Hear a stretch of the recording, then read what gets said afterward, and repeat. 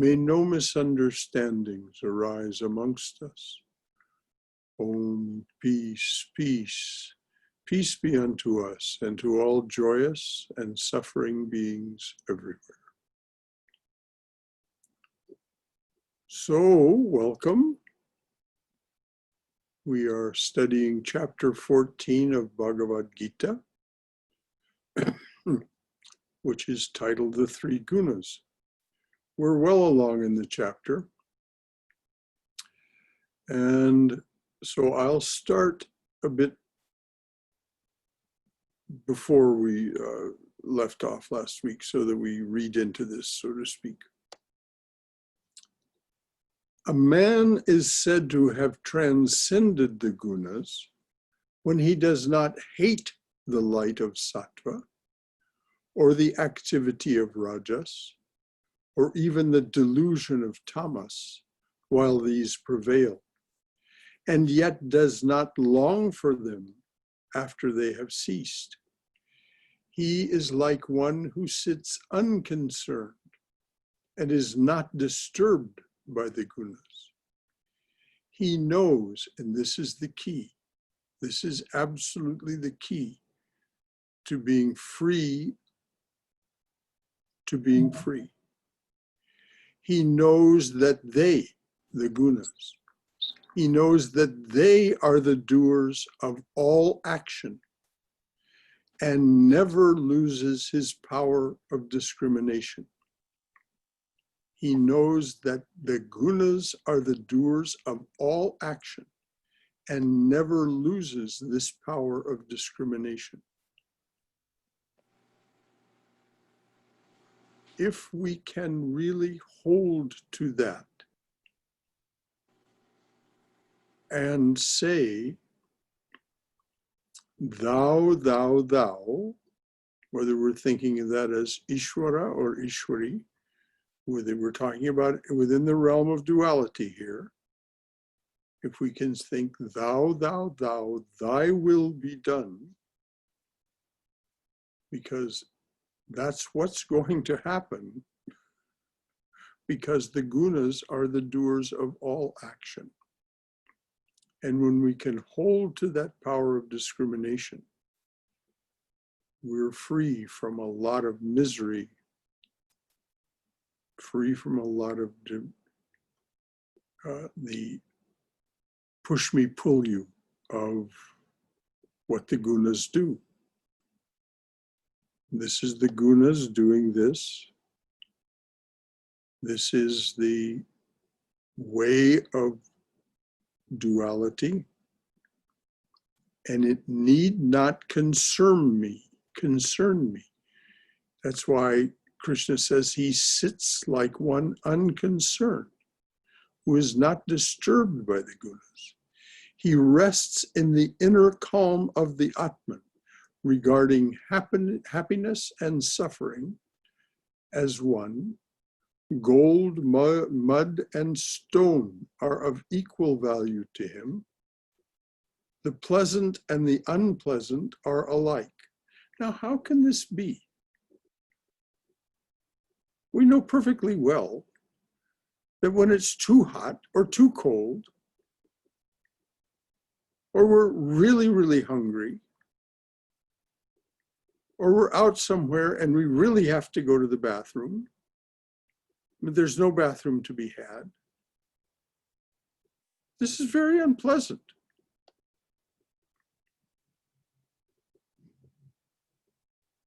It has to do with being able to remove your awareness and have it reside with your consciousness.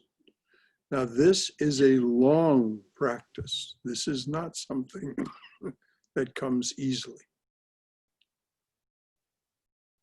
But it really is possible in the beginning only for moments. But in time, we see in the lives of the saints and the swamis and the nuns, we see that they really do live in this way.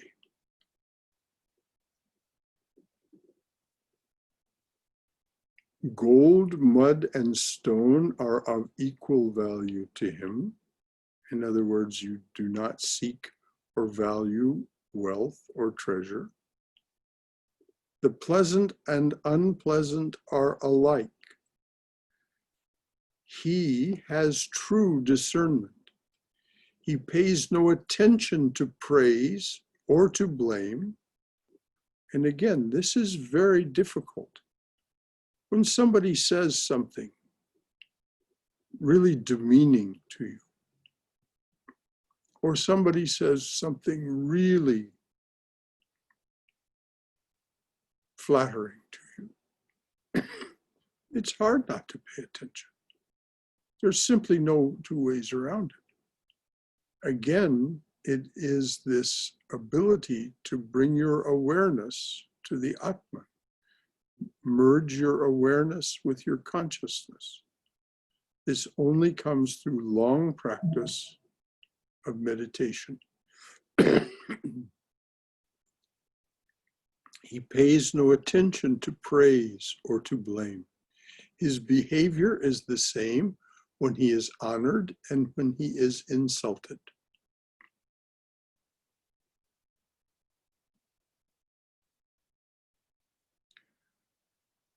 When men go to war, he does not regard either side or as, when men go to war, he does not regard either side as his enemies or his partisans.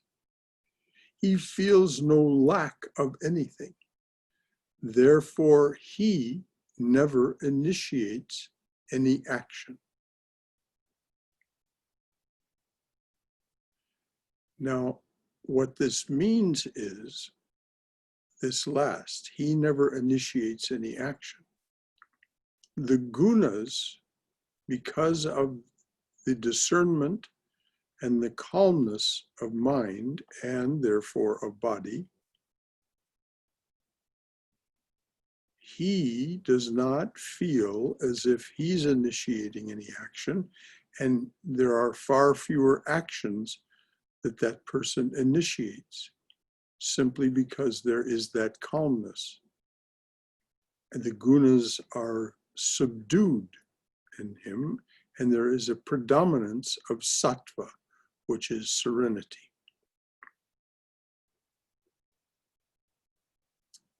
Therefore, he feels no lack of anything. Therefore, he never initiates any action. As Swami Prabhavananda, my teacher, used to say, desire is nothing more than a restlessness of the mind. Desire is nothing more than a restlessness of the mind. Since there is no restlessness of the mind, there's no feeling of lack of anything, therefore there's nothing to prompt you. The gunas aren't active in you to prompt you to action, because the restlessness is not there, because you're in a sattvic state and your awareness has been withdrawn toward the Atman. Then there's this calmness and particularly lack of frenetic action. Before we go on, any comments or questions? What Krishna has said is, for someone who hasn't encountered this before, this is positively startling. Any comment or question? All right. He who worships me with unfaltering love transcends these gunas. Now, this is a way of saying, marrying the Atman, marrying your awareness with the Atman. The saints talk about the Atman as the beloved. They talk about this love for the Atman, the love of the small self, the awareness self, for the consciousness, the higher self. He who worships me with unfaltering love transcends these gunas. In other words, is no longer prisoner to the idea that he is the doer or she is the doer, and that there's something wrong, there's something that needs to be done, I'm lacking something,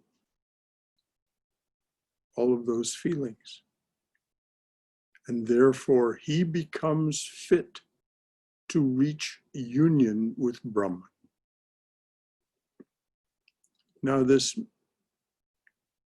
wedding of awareness with consciousness is what's called savikalpa samadhi.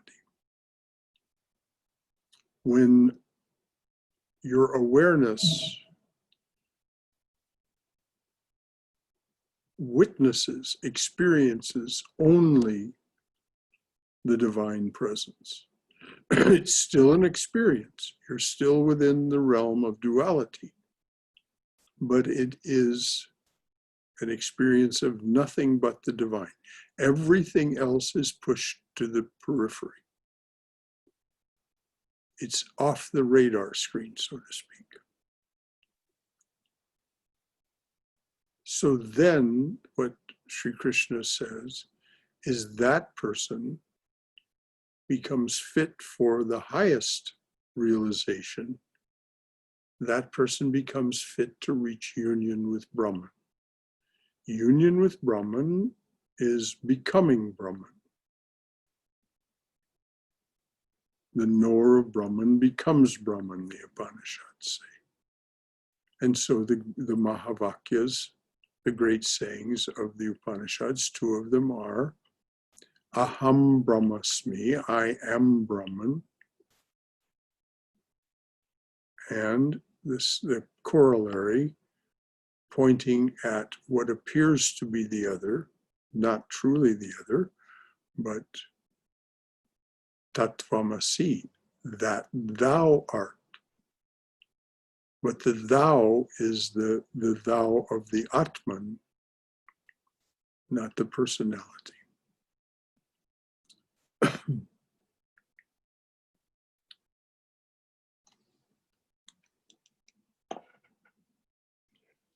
And then Krishna says, for I am Brahman within this body, life immortal, that shall not perish.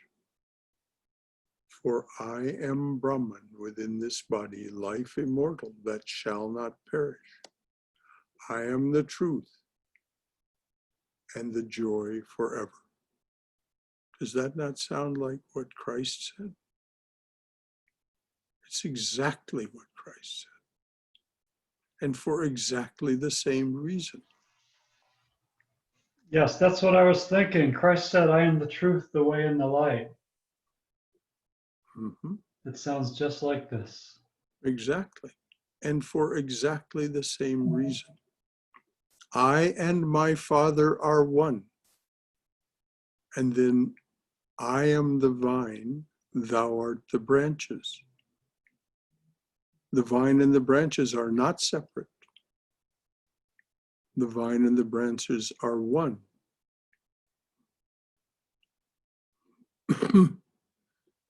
So this is the great statement of those who come to teach us.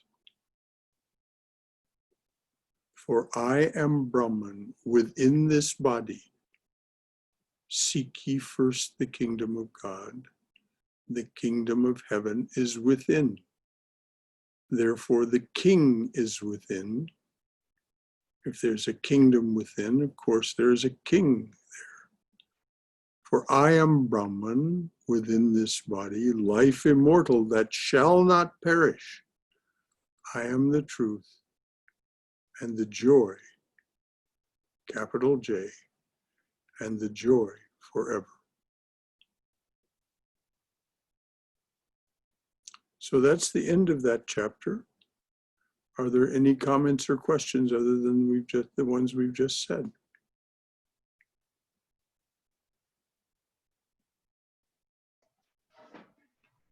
The way we as Vedantists interpret, he who worships me with unfaltering love transcends these gunas. By me, that means we worship our Ishta with unfaltering love, correct? Yes. Our chosen ideal, whether Yes. it be Krishna or Ramakrishna or Buddha. Exactly. But remember what Swami Prabhavananda said. The chosen ideal is you yourself, no different. Learn to feel that living presence. That's his first instruction for meditation.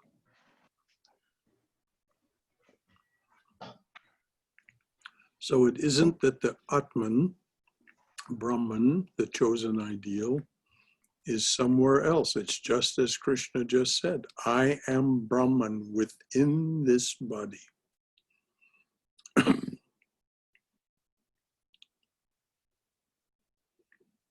Very good, Prabhudas. Anything else?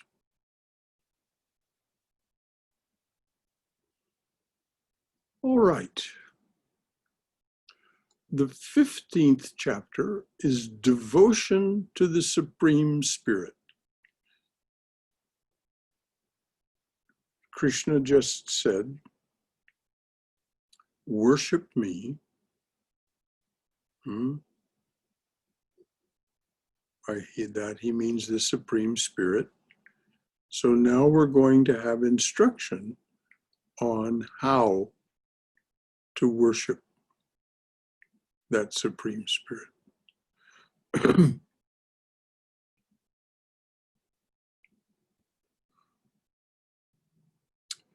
Sri Krishna. There is a fig tree in ancient story, the giant Aswatha, the everlasting, rooted in heaven, its branches earthward. Each of its leaves is a song of the Vedas, and he who knows it knows all the Vedas. Now, that doesn't mean you learn the Vedas and you know the tree. No, you come to know the tree and you know all the Vedas. So what does this mean? Downward and upward, its branches bending are fed by the gunas. In other words, this is something that exists in duality. This is something that exists in the realm with us.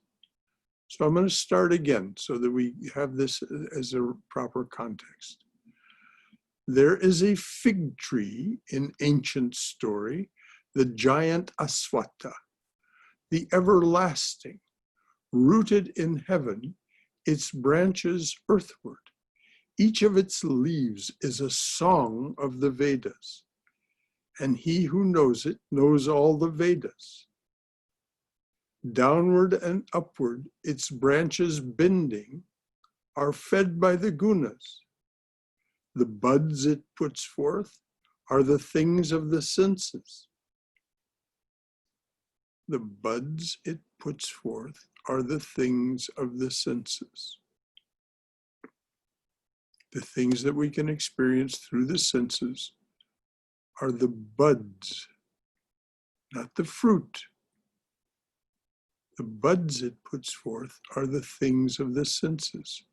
Roots it has also reaching downward into this world, the roots of man's action. What its form is, its end and beginning, its very nature can never be known here.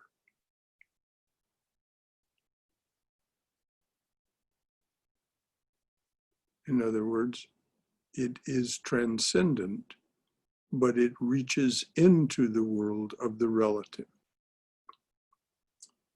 Therefore, a man should contemplate Brahman until he has sharpened the axe of his non-attachment. Now we're returning to the metaphor of the tree. Therefore, a man should contemplate Brahman until he has sharpened the axe of his non-attachment. With this axe, he must cut through the firmly rooted Ashwatha tree. Then he must try to realize that state from which there is no return to future births. Now, Swami Prabhavananda and others who've taught this say this is obscure language. This is obscure language. We don't understand what it means intellectually. It only becomes understandable through calmness of mind brought about by meditation. And that understanding cannot be then put back into words because it is beyond concept. That's why this is so metaphorical. But this is what Christ meant when he said, "Seek ye first the kingdom of God, and all else shall be added unto you." All this knowledge, all this way of being.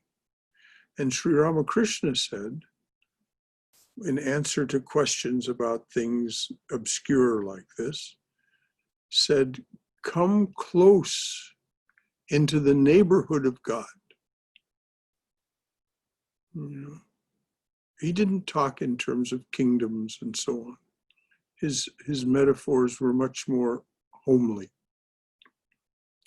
Come close into the neighborhood of God. And all of these obscurities and paradoxes will be resolved.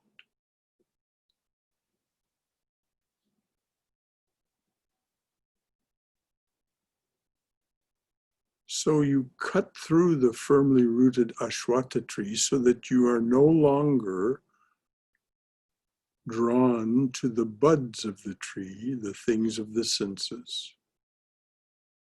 Then he must try to realize that state from which there is no return to future births. That is, Savikalpa Samadhi. Savikalpa Samadhi, you go from Savikalpa Samadhi to the abode of the saints rather than to the abode of the fathers. If you go to the abode of the fathers, the lunar path, as it's called, then you return to future births. If you go to on the solar path, the realm of the saints, then you do not. You continue your spiritual unfoldment in that realm. So then he must try to realize that state from which there is no return to future births, which is this knowledge of God. Blessed are the pure in heart, for they shall know God, for they shall see God. So it's that purity of heart. He must realize, he must try to realize that state, that purity of being, from which there is no return to future births. Let him take refuge in that primal being from whom all this seeming activity streams forth forever. Again, pointing to the relative rather than the absolute. All this activity is streaming forth from the divine presence, the divine being within the relative, within duality.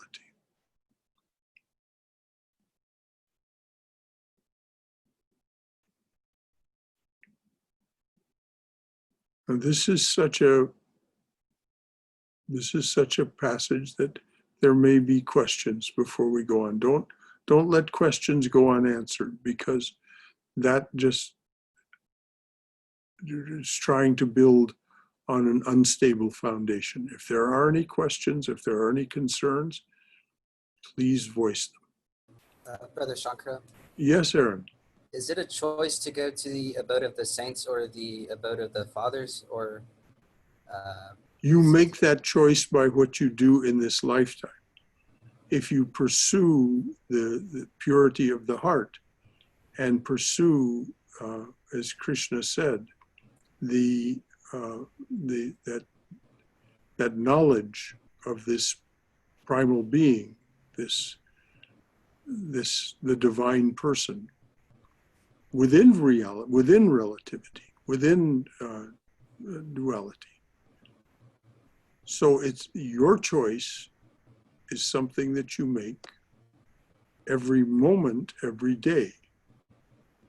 Am I going to pursue? Am I going to be drawn to those buds of the fig tree Ashwata, the things of the senses? Or am I going to be drawn to those things that are going to lead me to purity of heart, calmness of mind, calmness of spirit? And so when you leave the body in that state, you go to the realm of the saints. If you leave the body in the state of still being drawn to the things of this relative world, the things, not the transcendent aspects, but the material aspects, the lower end of the spectrum, then you will go to the realm of the fathers. And no harm, no foul. It isn't like it's wrong to be reborn. It's just, if you wish to be free of this embodiment, if you begin to yearn for freedom from, if you're weary of embodiment and see the folly of it, then your choices become those that lead you to Savikalpa Samadhi, purity of heart. And therefore, when you leave the body, you will be, we were just told in the last chapter, you will be escorted.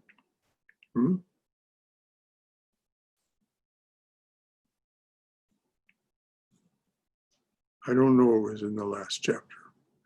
Sometimes I get things confused between one class and another. In any event, it's true that it is said that if you leave the body in a state where your yearning is for the divine, you will be escorted to the realm of the saints.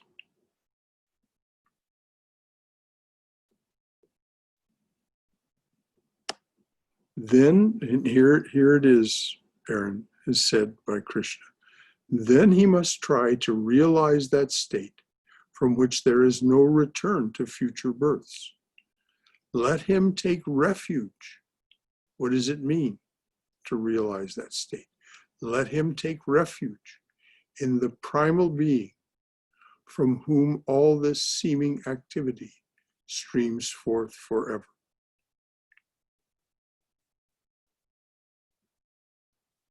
In the evening prayer, it says this, the breaker of this world's chain. Speaking of Sri Ramakrishna, it says, how great was thy sacrifice, freely choosing thy birth in this prison, our iron age, to unchain us and set us free.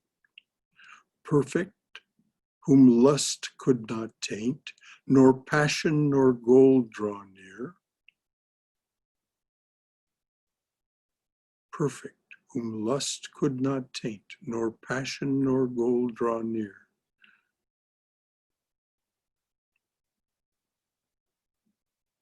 Refuge to all who have cast fame, fortune, and friends away.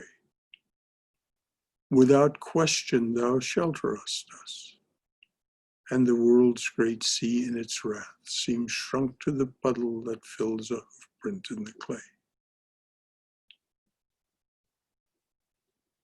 So that's the primal being, embodied as Sri Ramakrishna. And I'm not saying you need to believe in Sri Ramakrishna. You can believe in Jesus or any of the other great teachers that have come. Sri Ramakrishna is just the one that is the center of our activity here.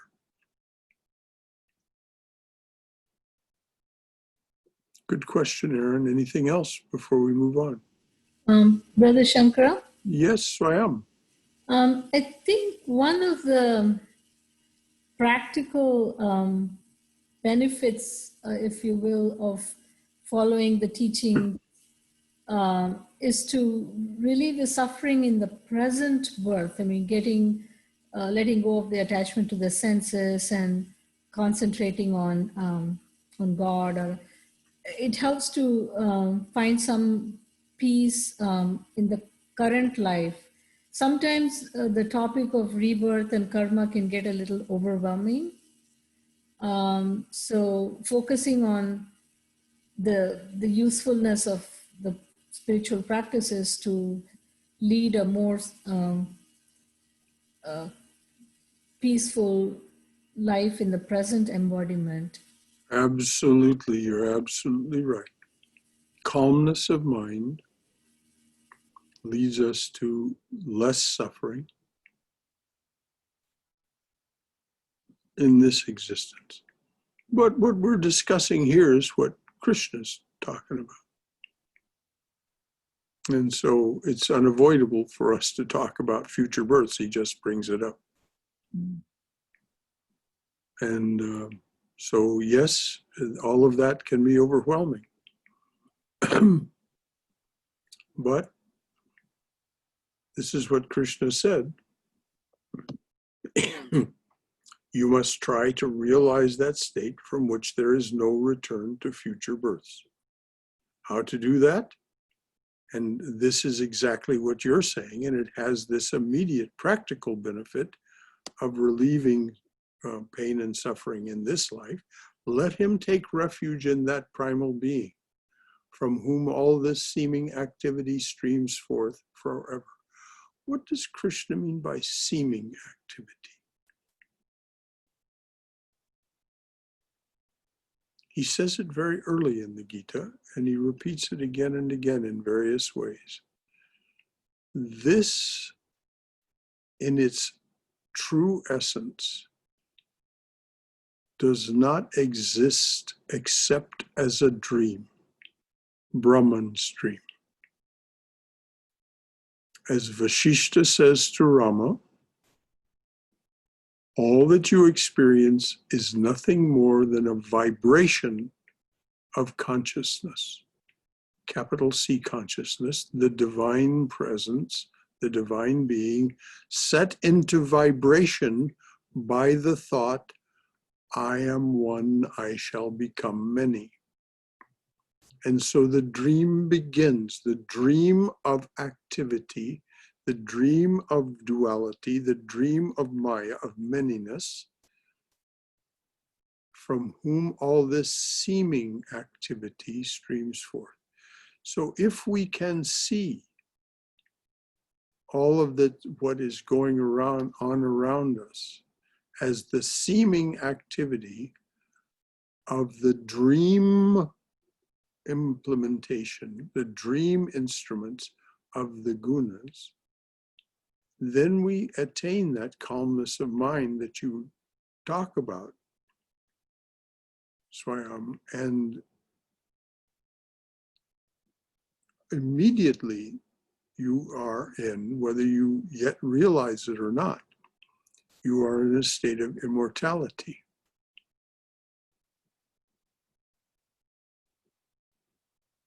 Does that make any sense to you, what I just said? Shankara.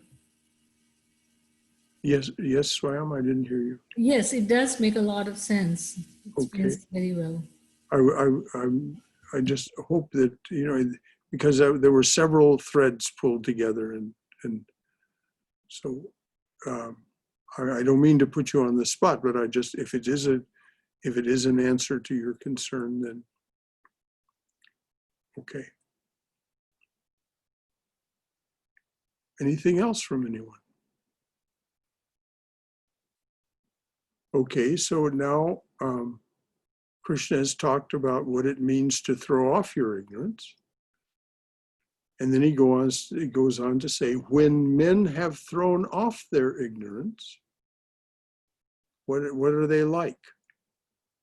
When men and women have thrown off their ignorance, they are free from pride and delusion.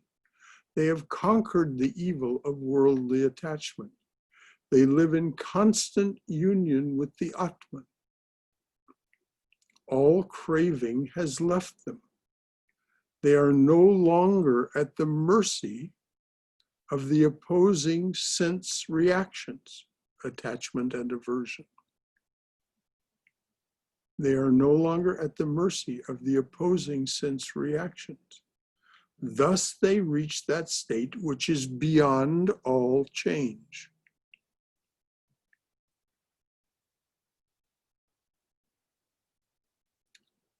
Does this not describe purity of heart? They live in constant union with the Atman. All craving has left them. They are no longer at the mercy of the opposing sense reactions. Thus they reach that state which is beyond change. This is my infinite being. Shall the sun lend it any light, or the moon or fire? In other words, it is the light of all lights. This is my infinite being. Shall the sun lend it any light, or the moon or fire? For it shines self-luminous always. And he who attains me will never be reborn.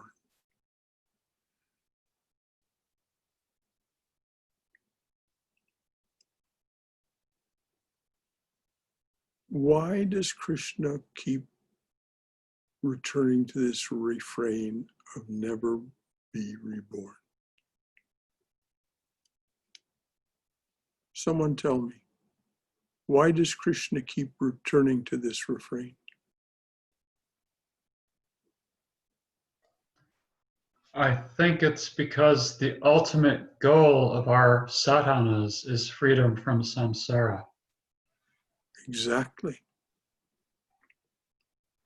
And samsara is embodiment. Embodiment is samsara. So you're right, Ramadas. The goal of all of our sadhanas, the goal of all of our spiritual practices is to be free from samsara. And Buddha, that's the goal of Buddhism, is nirvana. And I find it interesting that they mention that exact same word here in the Gita somewhere. Mm-hmm.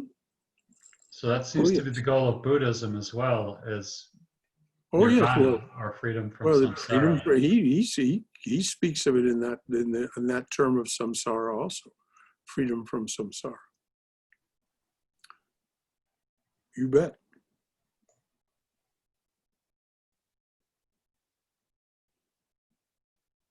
That's why I said to Swayam, if you attain this state, you don't need to even think about rebirth. You won't think about rebirth. because you are beyond samsara.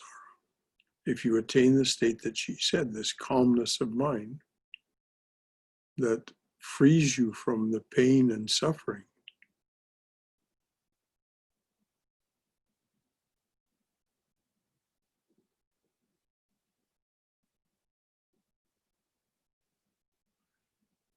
this is my infinite being. Shall the sun lend it any light, or the moon, or fire? For it shines self-luminous always, and he who attains me will never be reborn.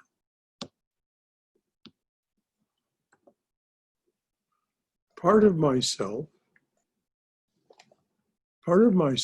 is the God within every creature. Part of myself is the God within every creature, keeps that nature eternal, yet seems to be separate, putting on mind and senses 5. So now he's saying, this is my infinite being. Now he's talking about my finite being. Not finite in the sense that we are finite, but within duality. Part of myself is the God within every creature, keeps that nature eternal, yet seems to be separate, putting on mind and senses 5, the garment made of prakriti.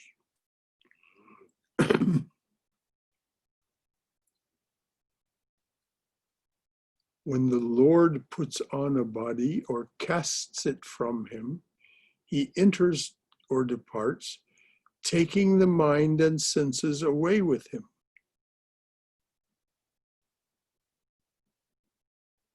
So this is what's meant by rebirth. When the Lord puts on a body or casts it from him, he enters or departs, taking the mind and senses away with him. That's what transmigrates, the subtle body, the mind and the senses. He enters or departs, taking the mind and senses away with him, as the wind steals perfume out of the flowers. What a beautifully poetic way to put it.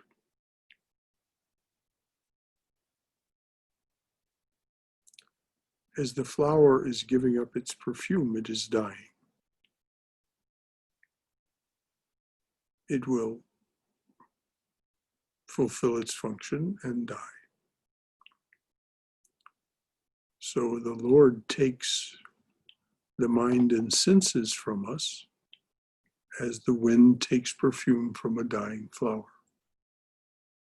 Watching over the ear and the eye, and presiding there behind touch and taste and smell, he is also within the mind. He enjoys and suffers the things of the senses, dwelling in flesh or departing, or one with the gunas, knowing their moods and motions. He is invisible, always to the ignorant. He is invisible always to the ignorant, but his sages see him with the eye of wisdom.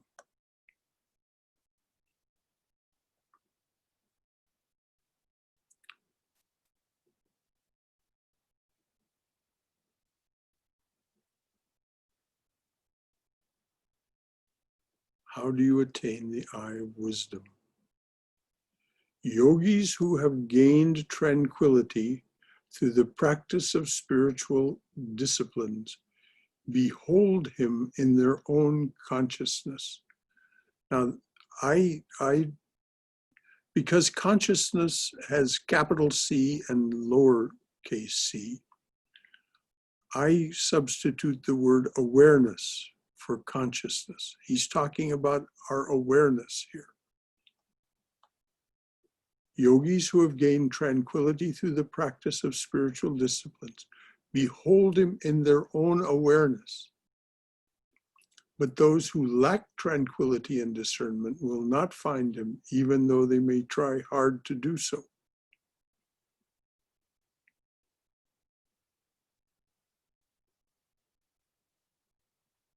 So what are the keys? Tranquility and discernment, calmness of mind, and discrimination.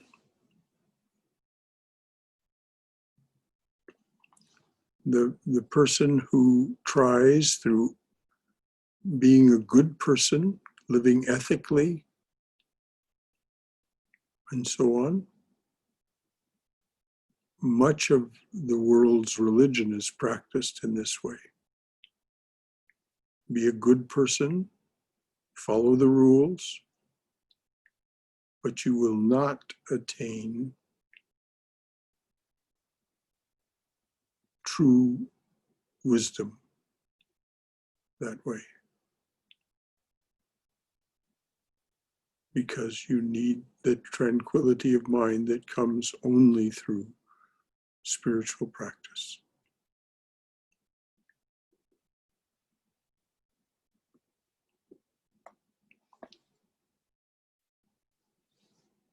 Does everyone agree this is a tough chapter?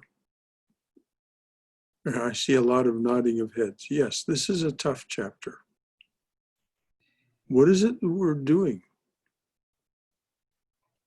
We're learning about how to worship the divine spirit. It's not easy. It's not easy to get our mind around these concepts. It's not easy to be with all of this when it's expressed so baldly.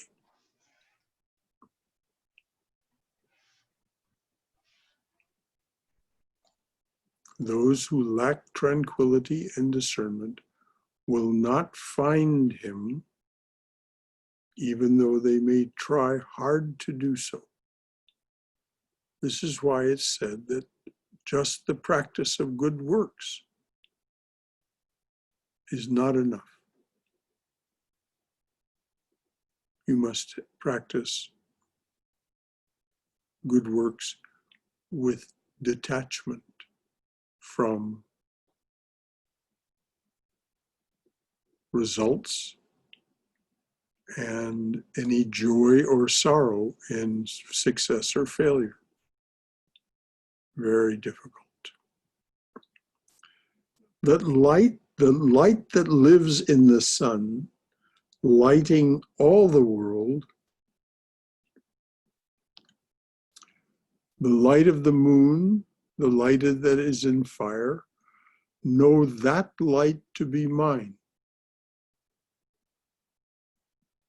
The light that lives in the sun, lighting all the world, the light of the moon, which is a reflected light, the light that is in fire, which, as John Dobson once explained to us, is simply sunlight stored up in that which burns. It's nothing more than sunlight that is the heat and light coming from something that is burning, is light that has been stored by that in a complex process, whether it be a piece of wood that does it through photosynthesis, or coal, or oil.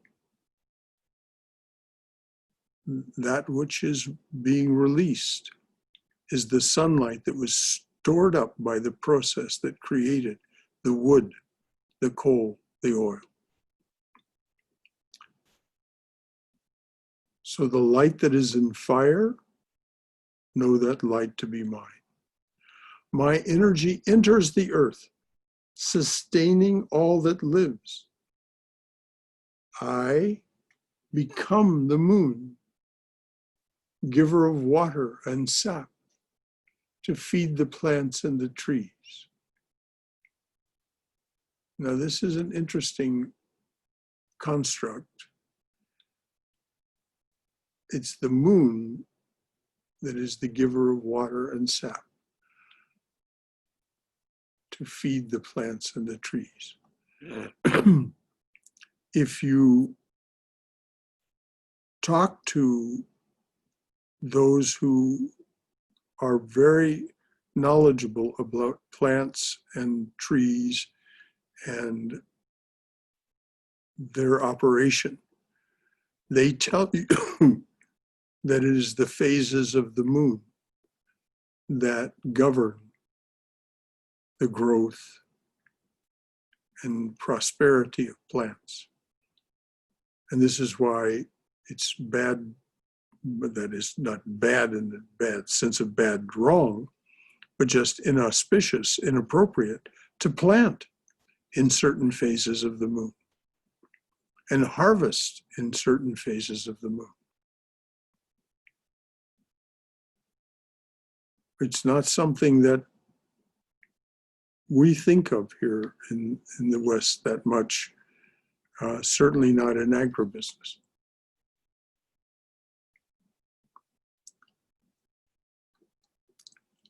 I become the moon, giver of water and sap to feed the plants and the trees. Flame of life in all, I consume the many foods, turning them into strength that upholds the body. I am in all hearts. I give and take away knowledge and memory. I am all that the Vedas teach. I am the teacher, the knower of Vedanta.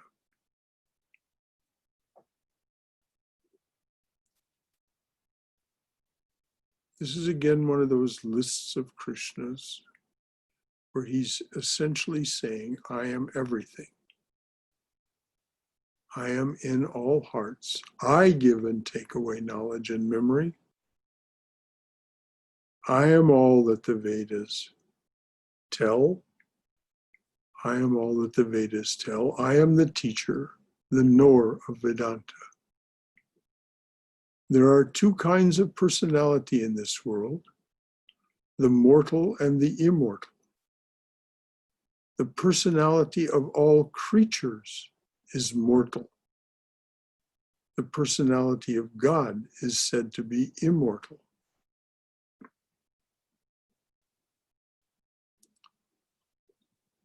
What's the implication?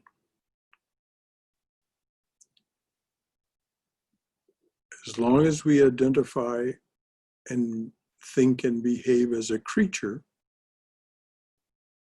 we are mortal. We have that personality. When through spiritual practice and discernment, we identify ourselves as the divine being, as the Atman, the personality of God is said to be immortal. So our mortality is a matter of our sense of identification. That's why I said to Swami earlier, the minute you become truly tranquil and discerning, you have become immortal because you have taken on the personality of the divine. Swami Prabhavananda was not just making a gesture in words when he said, the chosen ideal is you yourself. It is the you of yourself. No different. Learn to feel that living presence. And as you learn to feel it, you more and more identify with it. Your self-identity, your personality, your being as a person, your personality changes. So Swami was very right in what she said. There's no sense thinking about future births. We think about what's going on right now and purify that. Then we don't have any concern about There are two kinds of personality in this world, the mortal and the immortal. The personality, the being as an individual, the personality of all creatures is mortal. The personality of God is said to be immortal. It is the same forever. But there is one other than these, the impersonal being, who is called the Supreme Atman. Now,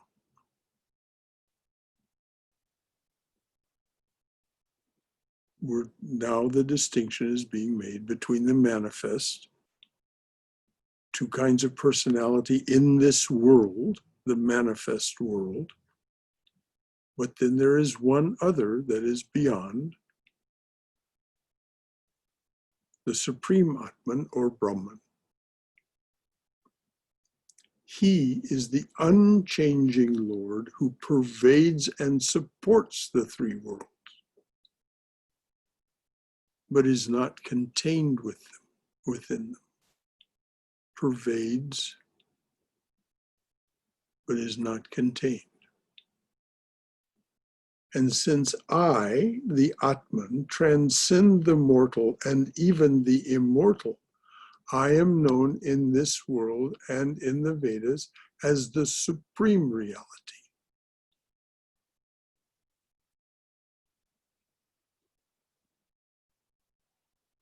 This is what we're being taught to worship, the supreme reality. He who is free from delusion and knows me as the supreme reality knows all that can be known. Saint Catherine of Siena says, we know nothing until we know everything. We are ignorant until we come to this state where we know everything. He who is free from delusion, free from ignorance, he who is free from delusion and knows me as the supreme reality, knows all that can be known.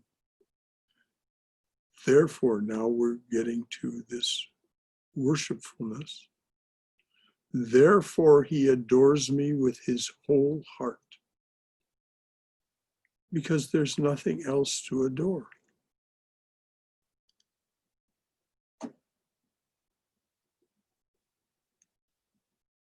Though all things are made of the self, they are not the self beyond the mortal and the immortal.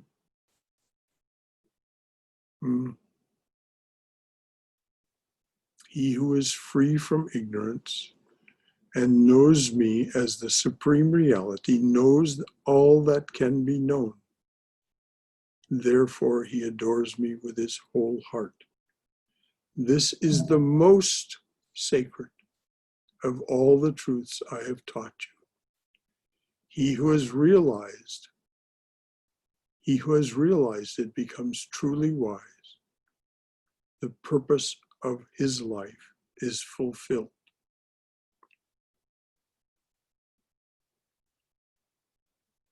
It's a short chapter, but it's dense as can be. It's very difficult. It's a very difficult chapter.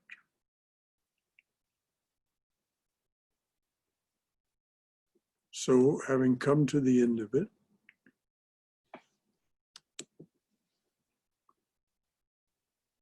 it's 9:01.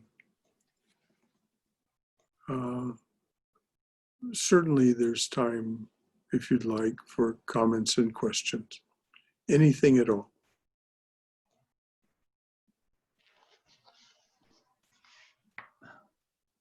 When Krishna says, he who attains me will never be reborn, that sounds very much like something Ramakrishna had said, to the effect of, For those who come to this place, this will be their last birth. It's Is that what he exactly said? what, yes, that you're right. You go ahead, Brahmadas. Is that what Ramakrishna said? I'm trying to Yes, yes, remember. yes. He I who just thought takes, that was interesting that was similar to what Ramakrishna well, had said. yes, well, Ramakrishna was, he said, he who was Rama, he who was Krishna, Right. It's the same is here as truth. Ramakrishna. And who is that? That's Vishnu. That Vishnu. is the preserver. If we remember the story of Sri Ramakrishna's birth, it's Vishnu who comes to Kudiram. Right. Sri He said Ramakrishna's it. father. So it's an incarnation of Vishnu. And that's why Yes. he appeared in the four-armed form, because that's Vishnu's form. And it kind of makes sense. It's all coming together. For those of you who don't know the story, Sri Ramakrishna's father was a very pious Brahmin of the Vaishnava Brahmins, those who worship Vishnu. And rather late in his life, I forget just how old he was, he makes a pilgrimage to Gaya. And when he's there, he has a dream vision, one of these visitations of Vishnu. And Vishnu says, I am going to be born as your son. And Kudiram protests, saying, oh no, I'm just a poor Brahmin living in a poor village. You can't do that. And Vishnu says, it's all right, I'll make everything all right.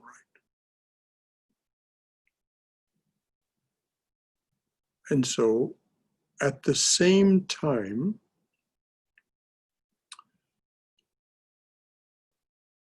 Sri Ramakrishna's mother was walking by a Shiva temple. Whether it was the same moment, no one knows. It doesn't matter. But in the same time frame, Sri Ramakrishna's mother was walking by a Shiva temple. And as she was walking by the temple, this great effulgence came out of the temple and entered her. And as soon as her husband came home, she said, I'm pregnant. And he says, I know. It's Vishnu it's the divine being born as our son. So this is the story of Sri Ramakrishna's birth. And why he said, he who was Rama, he who was Krishna, Vishnu, those are both incarnations of Vishnu. He who was Rama, he who was Krishna, is present here, pointing to his own body as Ramakrishna.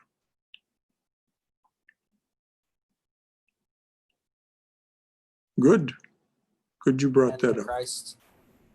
Christ and Buddha were also, are Christ and Buddha also avatars or incarnations of Vishnu? I don't like to cross boundaries that way. There is the principle of the Son of God that is the part of the Hindu Trinity that is the preserver and sustainer of life. So one could say that, and but we don't need to box them up that way. Just let them be who they are, who they say they are. Sri Ramakrishna's Ishtadevata, his chosen ideal, was the mother. Christ's was the father. It reflects the cultural context from which they come. But each of them said, I am a child of the divine. And we know for a fact from what we're taught, we may not know it individually or personally yet, but we know that the ultimate, this supreme reality of which Krishna was just speaking, is genderless. It's beyond the mortal, beyond the immortal. There's nothing really that can be said about it. So when it takes form and does so deliberately,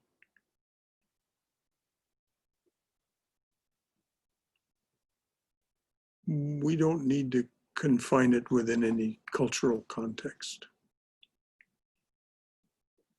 I hope that makes sense, Aaron. Yes, that makes sense. Thank you. This is wonderful. Anything else? Brother Shankara? Yes, Swayam. I was going to say, talking about stories, sometimes when we get into these dry spells, Mm-hmm. reading stories about life of saints, whether it is gospel or Holy Mother's book that we are reading, or love poems from God, or any of the number of stories, just kind of brings a little nectar to that devotional aspect. I recently came across this story about this poet saint in the court of a king in southern India. Mm-hmm. And he was a devotee of one aspect of Divine Mother. And supposedly one time when he was engrossed in thoughts of the mother, and the king asked him something about what phase of the moon it was. And by mistake, he said it was the new moon. And the king got very angry because it was he said it was full moon. It was actually the new moon. So the king kind of like commanded him that you made a mistake. Now make it the full moon. So he prayed to the Divine Mother, and she threw her diamond ring into the sky, and it shone like a full moon. And Wow. so then he was forgiven. And so this poet has composed beautiful songs on the Divine Mother. And when you hear stories like that, it just kind of just opens the heart. Oh, yes. Devotion. It does indeed. As a matter of fact, this last month, much of that kind of thing has sustained me. This has been a very difficult month.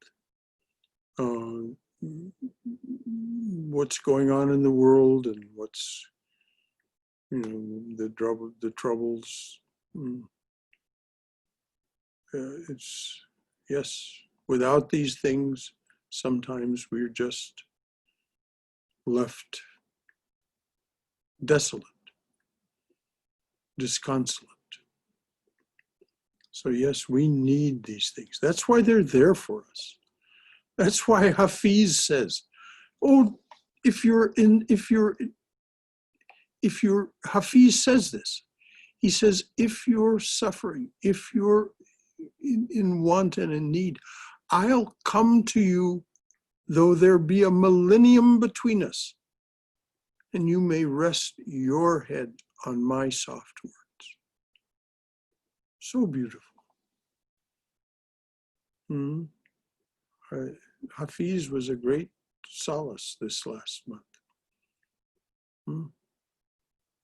as was the gospel. I've just been rereading the introduction to the gospel. And then this last Labor Day, when there was the opportunity to read a piece, I read chapter 5 of the gospel. Very uplifting.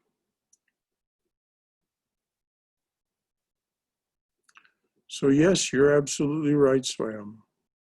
When the dry times come, when the difficult, confusing times come, we need the solace of these saints.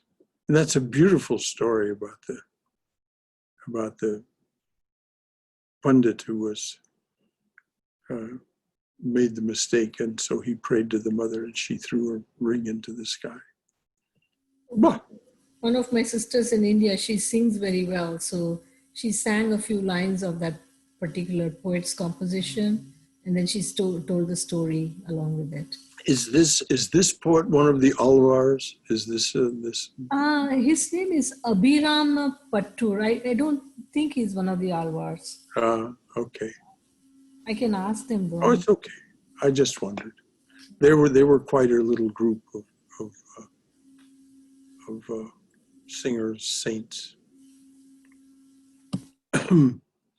Shuddhatma Prana, one of the two nuns who serves at the Vivekananda retreat Ridgely, wrote a book about them. She's very devoted to them and their songs. Anything else? I want to just comment, I think, on what Swayam was talking about. And I think that these dry spells that we go through are the times where we're really tested to use our spiritual practice and continue practicing, because it can often be easy when we're doing well, but when things are not well with us is when it's the most important for us to practice, I think. Oh, you're so right. But Swayam is so right in that we need these loving evocations that have been left to us by these saints, and so that we're not alone with our struggle, because they talk about the struggle.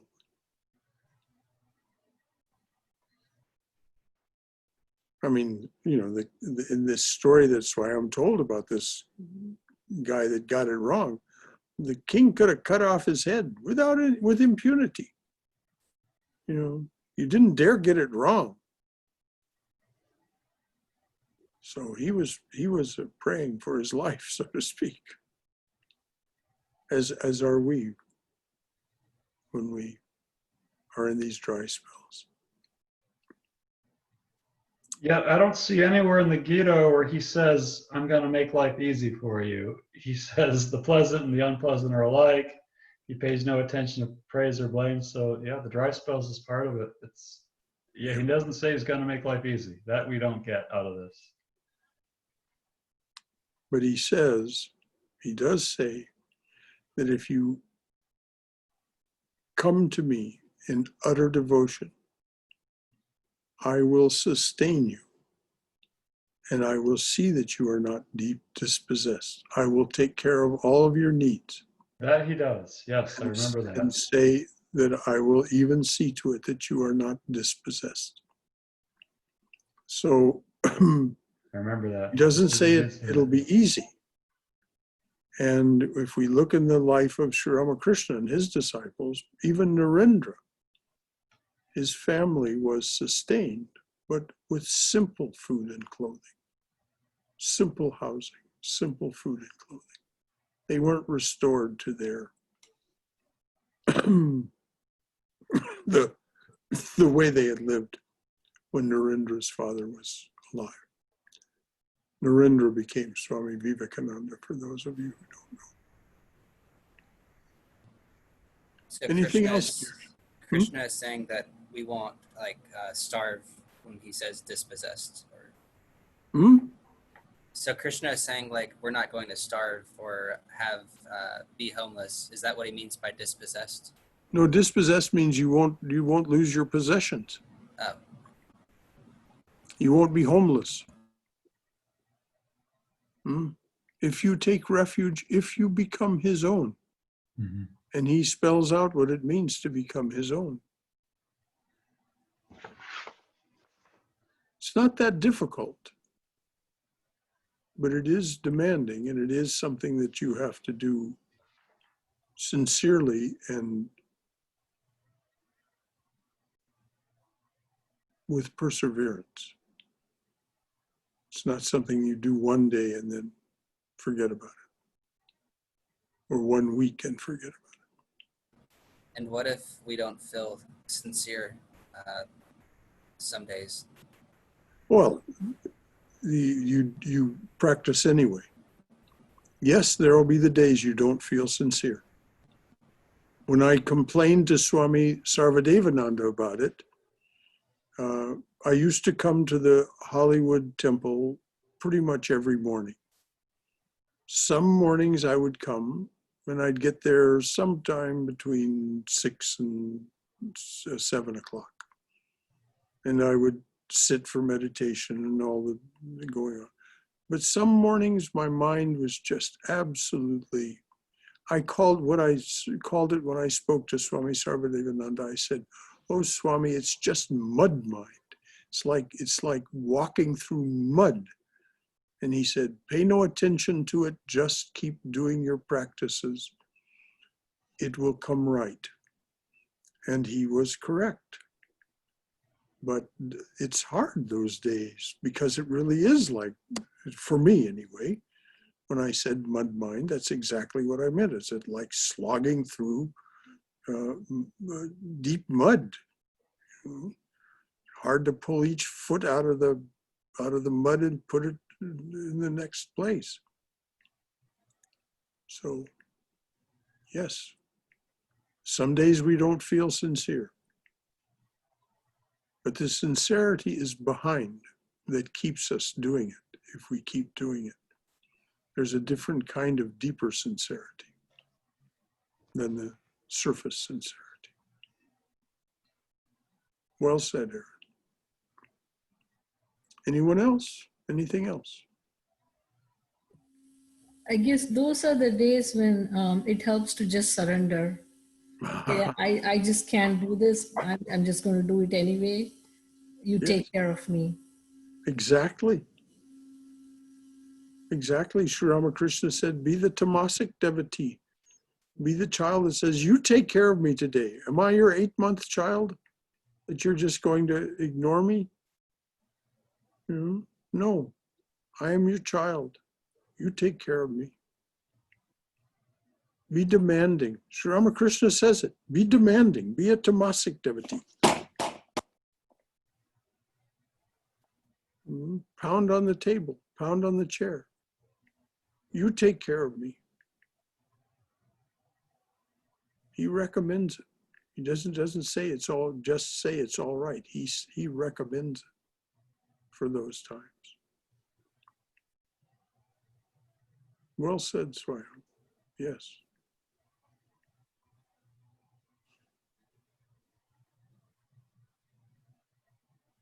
So, anything else, my dears? I was actually reminded of Alexander the Great in this chapter because when he invaded India, his soldiers were very brutal to many of the Indian cities. And it says here, when men go to war, he does not regard either side as his enemies or his partisans. And finally, Alexander came across this sage who taught Alexander he didn't resent him for invading his country. He didn't really regard either side as his enemies or partisans. But he also wouldn't bow down to Alexander. Oh, no, he wouldn't. Yeah, that's true. Yeah, I just thought that was kind of an example of like when men go to war, he does not regard either side as his enemies or his partisans. Well connected. That's a good connection. Held no resentment towards Alexander at all for invading his country and brutalizing his people. And that invasion ended in a stalemate. India was the only country to stave off Alexander the Great. Yeah. The Khyber Pass stops them all. All right, dears.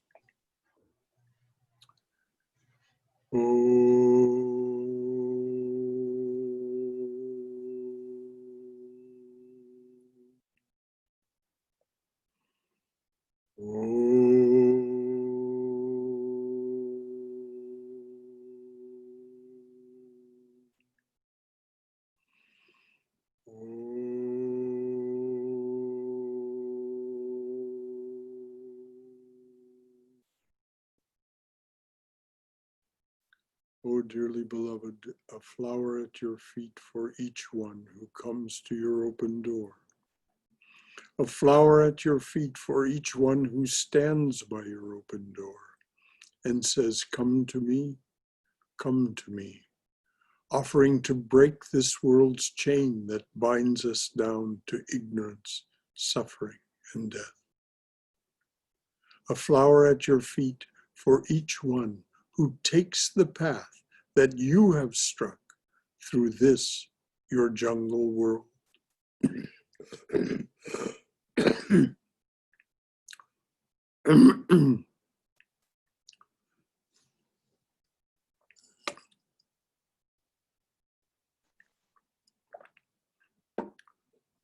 Om Shanti, Shanti, Shanti.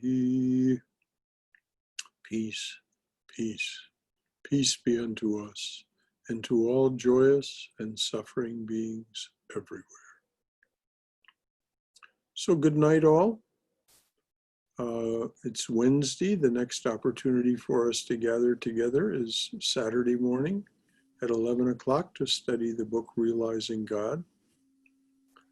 And then on Sunday at 11 a.m., the talk will be Where There Is Love. This is a month for the study of Bhakti Yoga. And that phrase that is part of a statement by Swami Vivekananda, where there is love, there is no fear. So those are our next opportunities to see one another. And it was so good to see you this evening. Thank you, Brother Shankara. Jai Shri Guru Maharaj Ji Ki Jai, Durga Durga Durga. Go in Mother's loving and protective embrace. It's Durga's special role to look after us as we go through the world. So she takes us across the ocean of worldly existence devoid of attachments. That's what's said in the chanting. So let us take refuge in Durga and her protection, her loving embrace. Good night, everyone. Good night. Thank you, Brother Shankara. Emma. Night. Good night. Thank you all. Good night. Thank you.